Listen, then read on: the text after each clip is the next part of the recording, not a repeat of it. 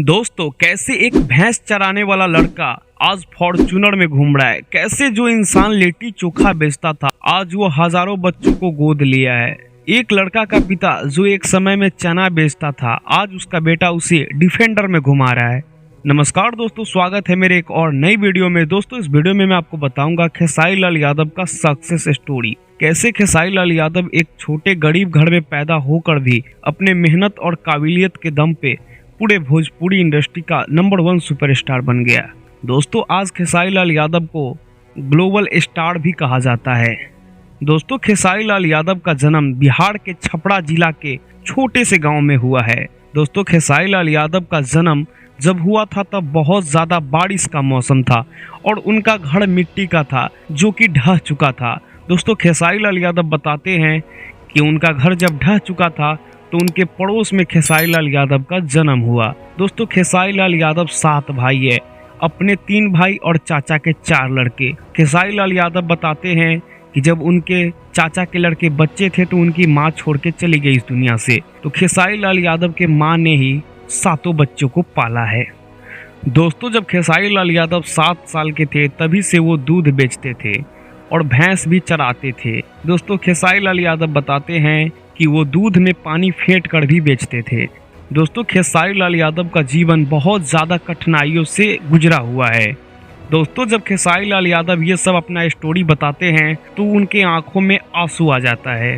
दोस्तों, जब खेसारी लाल यादव धीरे धीरे बड़े हो गए तो उसके बाद रामायण महाभारत के जो रामलीला होता है गांव देहात में उसमें ज्वाइन हो गए और वो वहाँ पे झाल बजाते थे और वो नटंकी करते थे, नाटक करते थे, जिससे जहाँ पे उनको 30-40 रुपये मिल जाते थे अपने पॉकेट मनी के लिए। खेसारी लाल यादव बताते हैं कि वो 30-40 रुपये उस समय बहुत ज़्यादा थे। दोस्तों, खेसारी लाल यादव के पिताजी चना बेचते थे जिससे इन लोगों का जीवन बहुत ज़्यादा स्ट्रगल में गुजरी थी। और दोस्तों, ये लोग के पास ज़मीन भी नहीं थी, 5 से 7 कट्ठा ज़मीन थी जो कि पूर्वजों की थी।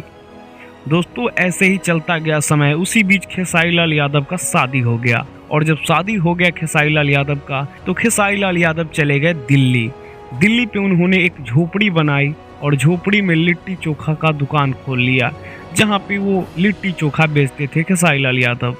दोस्तों, खेसारी लाल यादव लिट्टी चोखा बेचकर अपने परिवार को चलाते थे। दोस्तों, खेसारी लाल यादव लिट्टी चोखा बेचकर कैसे कैसे करके 15,000 रुपये जमा किए थे और 15,000 रुपये जमा करके उन्होंने एक कैसेट निकाला जो कैसेट सुपर फ्लॉप रहा। दोस्तों, खेसारी लाल यादव बताते हैं कि वो कैसेट इसलिए सुपर फ्लॉप रहा क्योंकि इनका गायकी बहुत ज़्यादा डिफरेंट था, ये उस समय बहुत बढ़िया नहीं गा पाते थे। तो दोस्तों, वो कैसेट सुपर फ्लॉप होने के बाद खेसारी लाल यादव कहाँ हार मानने वाले में से थे, तो वो पैसा बर्बाद हो तो गया लेकिन उसके बाद 25,000 रुपये खेसारी लाल यादव ने जमा किया और एक और कैसेट निकाला। दोस्तों, खेसारी लाल यादव जब 25,000 रुपये जमा किए उसके बाद एक और कैसेट निकाला और दोस्तों, उस कैसेट का नाम था माल भेटाई मेला में, जो कि बहुत ज़्यादा हिट हो गया जिसके कारण खेसारी लाल यादव का पैसा नहीं लगा। उसके बाद खेसारी लाल यादव का कंपनी प्रोजेक्ट होता था, जो भी गाना निकलता था उस पर कंपनी अपना खर्चा लगाते थे।